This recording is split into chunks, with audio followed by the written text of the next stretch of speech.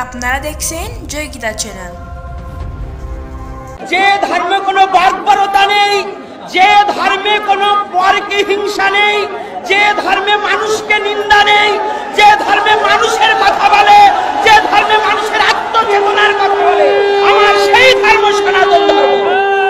আর আমার সেই সনাতন ধর্মকে নিঃস্ব করার জন্য যে কুচক্রমহল আসুক না কেন, তাদের হাত ভেঙে গুড়িয়ে দিতে হবে।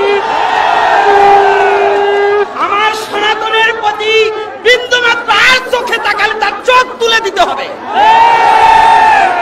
কারণ এই ঘুমান্ত প্রাণীকে খুঁচা দিয়ে জাগাবার চেষ্টা যেন কেউ না করে। 8 দফা দাবি করেছে, বেশি কিছু নয়। সনাতনী একটু আগে আমার এক বাবা বলেছে, আমি একমত। সনাতনী কখনো ভিক্ষার থালা হাতে নেয় না, সনাতনী কোনো কারো দয়ায় বাঁচে না। সনাতনী যুদ্ধ করে বাঁচতে শিখতে হবে, যুদ্ধ করে বাঁচতে শিখতে হবে। সনাতনী কারো দয়ায় নয়। যে জাতি দয়ায় বাঁচতে চায় না, যে জাতি ভিক্ষার হাত বাড়িয়ে দেয় না, তাদের প্রতি কেন এত নির্যাতন? শুধু আমি একটা কথা শুনেছি, আমি পূর্ববর্তী বক্তাদের একটা অনুরোধ করব, কোন সরকার নয়, কোন বছর নয়, কোন সাল নয়, ৭১-এর পর হইতে যতবার যে সরকার এসেছে, প্রত্যেক সরকার সনাতনীদের প্রতি নির্যাতন করেছে। শুধু কোন এক সরকার নয়।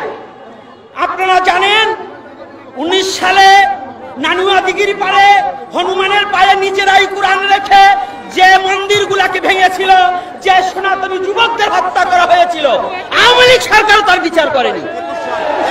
21 সালে ঠিক আছে, যাক আমার ভুল হতে পারে, তাহলে 21 সালে যে ঘটনা, তারপর থেকে যত ঘটনা, আওয়ামী লীগ বলেন, বিএনপি বলেন, জাতীয় পার্টি বলেন, সনাতনী এই বাংলাদেশ টিকে আছে সনাতনী জাতির সম্পত্তির উপরে। দাতব্য যত চিকিৎসালয়, দাতব্য যত প্রতিষ্ঠান, আপনার জগন্নাথ ভার্সিটি থেকে শুরু করে এই রমনা পার্ক পর্যন্ত সমস্ত সনাতনী জাতির সম্পত্তি। এই বাংলাদেশের মধ্যে যত দাতব্য প্রতিষ্ঠানগুলো প্রায় সনাতনী সম্পত্তির উপরে দাঁড়িয়ে আছে। জাদুঘরের যত মূর্তি আছে সব সনাতনীদের মূর্তি। জাদুঘরে যত সংস্কৃতি আছে সমস্ত সনাতনীদের সংস্কৃতি। এই সনাতনীর সম্পত্তি দিয়ে বাংলাদেশের বারোয়ানি চলছে, আর এই সনাতনী কেন এত নির্যাতন সহ্য করবে? কি কারণে? এটা অন্তর্বর্তী সরকার এখন এসেছে।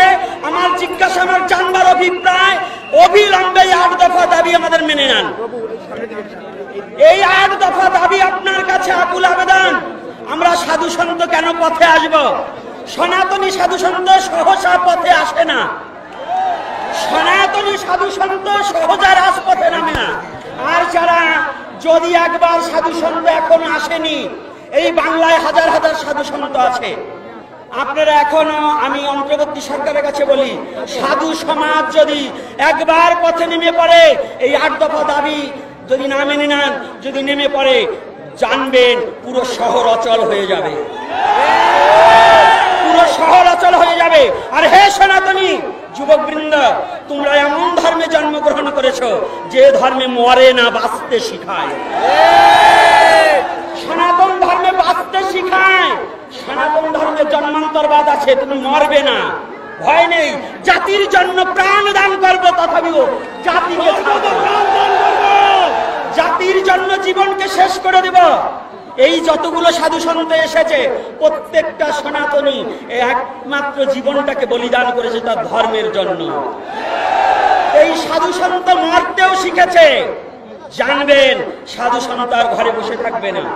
আর যদিও কোন সাধু সন্ত ঘরে ঘুমিয়ে থাকে, জানবে ওরা সনাতন ধর্মের সাধু নয়, ওরা পাঁচাটা কুকুর। যারা ঘুমিয়ে থাকবে আর সনাতনী স্বার্থে না জাগ্রত হবে, ওদেরকে ভালোবেসেও লাভ নেই। আজকে আপনারা যারা এসেছেন সাধু সন্ত বৃন্দ, আমি প্রত্যেকটা সাধুকে বলবো, এবং প্রত্যেকটা আজকে আমার যুবক বাবাকে দেখে আমার খুব ভালো লাগছে, আনন্দ লাগছে। এমন করে কোথাও এত সমস্যা দেখা যায় না। তবে এমন নয়, আরো জাগতে হবে, আরো আসতে হবে। প্রতিটা প্রয়োজন বোধে 8 দফা দাবি না মানা পর্যন্ত প্রত্যেক মরে মরে রাস্তায় রাস্তায় আমরা শুয়ে পড়ব। আর একটা কথা আছে, আপনাদের কথা আমি বলবো না, কথা হচ্ছে বাংলাদেশে আমার নলেজে আছে আমি এর আগে একটা আলোচনায় বলে দিয়েছি ইউটিউবে, যদি আমি বাস্তব সত্য প্রমাণ না করতে পারি আমি নিজে ফাঁসির দড়িতে ঝুলে পড়ব। এই যে হিন্দুদের প্রতি অত্যাচার এবং জায়গায় জায়গায় দেবতা মন্দির দখল করা হচ্ছে এবং করবার জন্য যারা উস্কানি করছে, আমি আবদার রাখছি, এই বাংলাদেশ হিন্দু মুসলমান কোনো রেষারেষি ছিল না। হিন্দু মুসলমান পরস্পরে হিন্দু বাড়ির লাড়ু চিরা খেয়েছে অনেক মুসলমান আমার হাতে, আমি 20 জোড়া নারকেলের লাড়ু খাইয়েছি একবার পূজায়। তাহলে আজকে কারা এই বাংলার বুকে কারা এই মূর্তি ভাঙছে, এটাকে তদন্ত করে আইনি নোটিশ দিয়ে এবং এটা তদন্ত করে আইন পর্যবেক্ষণ করে যেন এদেরকে চিহ্নিত করা হোক, এদেরকে চিহ্নিত করা হোক।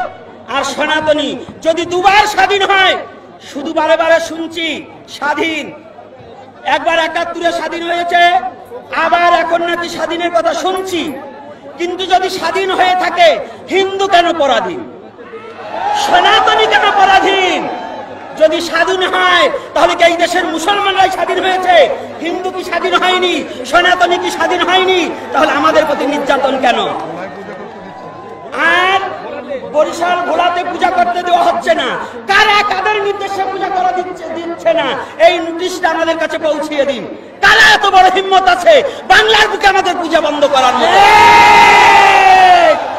খাচ্ছ আমাদের, পড়ছ আমাদের, সম্পত্তি এখন আর চেয়েছে আতাতে গেলে তোমার বাপদাদার নামই নেই, আর সেই সম্পত্তি ভোগ করে তুমি আমাদের হিন্দুদের প্রতি নির্যাতন করবে, এটা চলতে দেওয়া যাবে না। এটা অন্তর্বর্তী সরকারের কাছে আমার নিবেদন।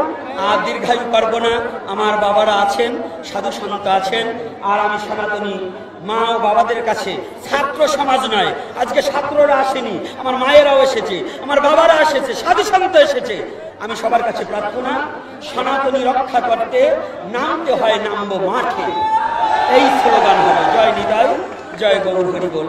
আমার সমস্ত অপরাধ ক্ষমা সুন্দর দৃষ্টিতে রাখবেন। জয় Nitai. Subscribe to our YouTube channel.